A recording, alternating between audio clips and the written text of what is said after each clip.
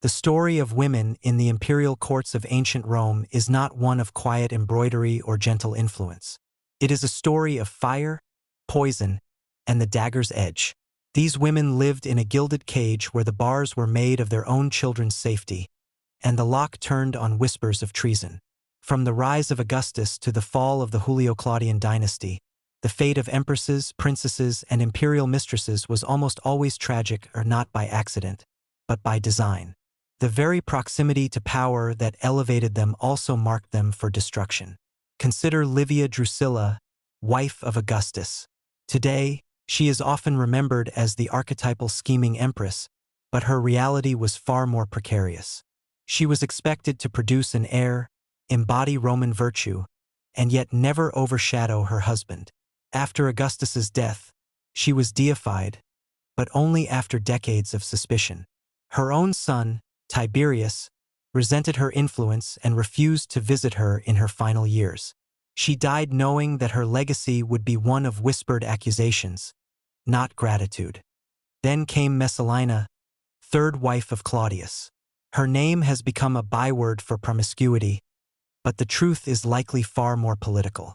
Ancient historians like Tacitus and Juvenal paint her as a sex-crazed conspirator who mocked the emperor by marrying her lover in a public ceremony while Claudius was away. But look closer. Messalina was barely a teenager when she married the much older Claudius. She wielded power as a protector of her son, Britannicus. Her supposed marriage ceremony to Gaius Silius was almost certainly a coup attempt, not a love affair. When Claudius's freedmen learned of it, they acted instantly.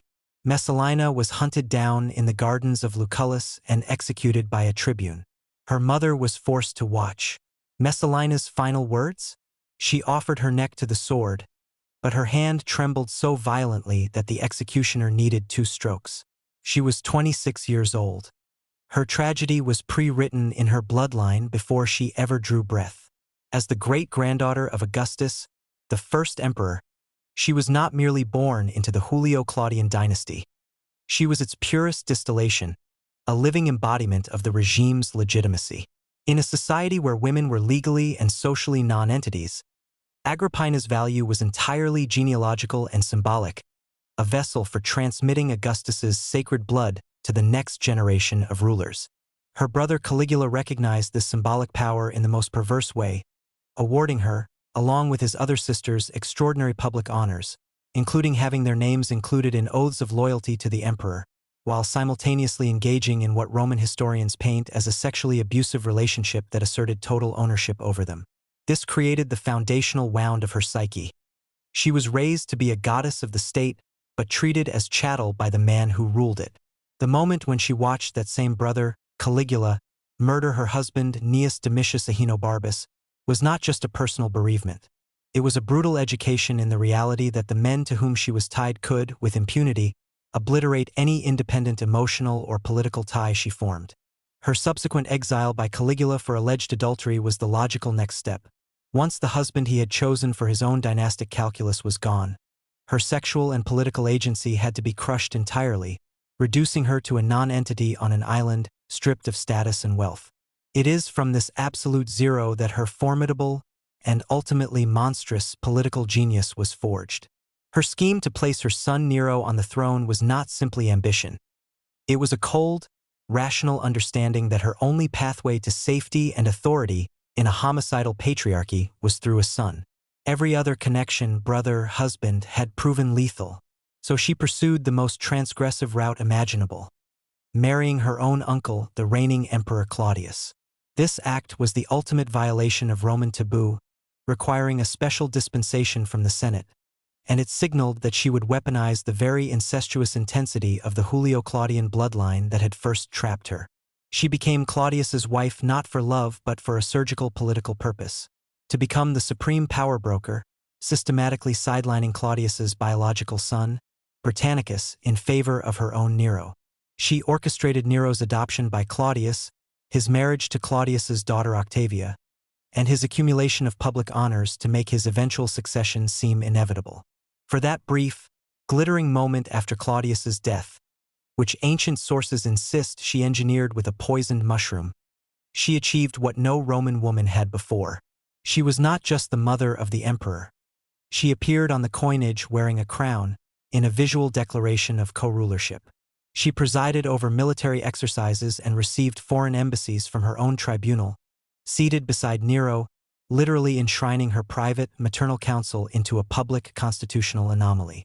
She had hacked the system that had broken her, rewiring the Principate to make the emperor's mother the central organ of government. The heartbreak reaches its excruciating peak precisely because this triumph was impossible to sustain. Nero's attempt to murder her with the collapsible boat was not a random act of cruelty. It was a truly bizarre and psychologically laden contraption, a failed piece of technical theater that perfectly captures the impossible bind she had created. Nero could not simply denounce or exile her as previous emperors had done with their rivals, because her power was not that of a rival senator or general that could be framed for treason. Her power was her maternity, her very body, the very thing she had successfully elevated to a state organ. The boat, therefore, was an attempt to make her death seem like a random, tragic accident at sea, a dissolution of her political being without the pollution of public matricide. It was a machine designed to erase her without trace or blame.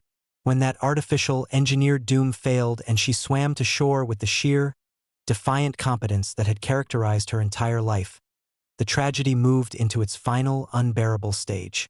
The jig was up, the pretense of an accident was shattered, and Nero was forced into the openly impious act of sending an assassin. Her alleged final words, "Vent rem feri," strike here, my womb, as recorded by Tacitus, are the devastating nucleus of the entire tragedy. This gesture, demanding the assassin clubbing her to death aim for the womb, is not a simple cry of a mother's regret.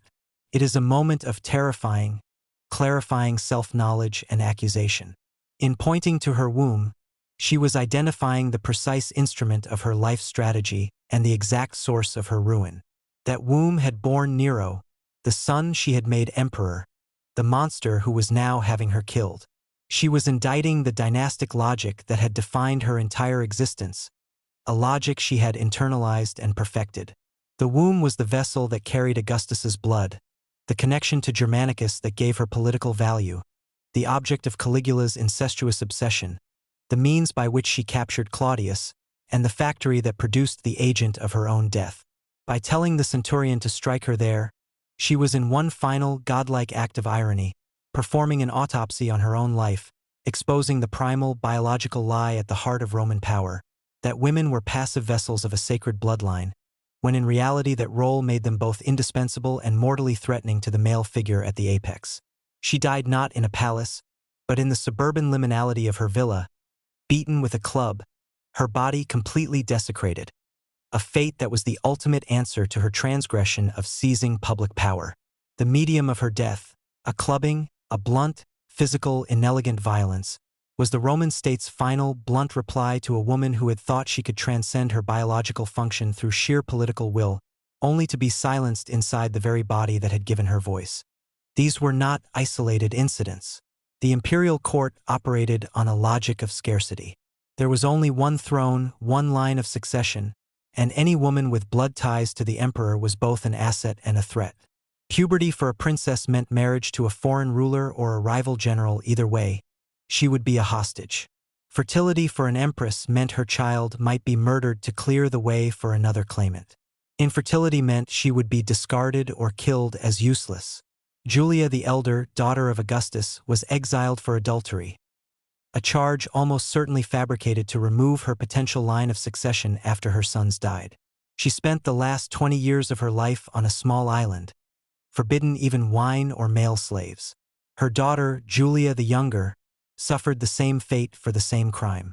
Their crime was not lust. It was existence. The Roman Empire was built on the bones of women who dared to step into the light.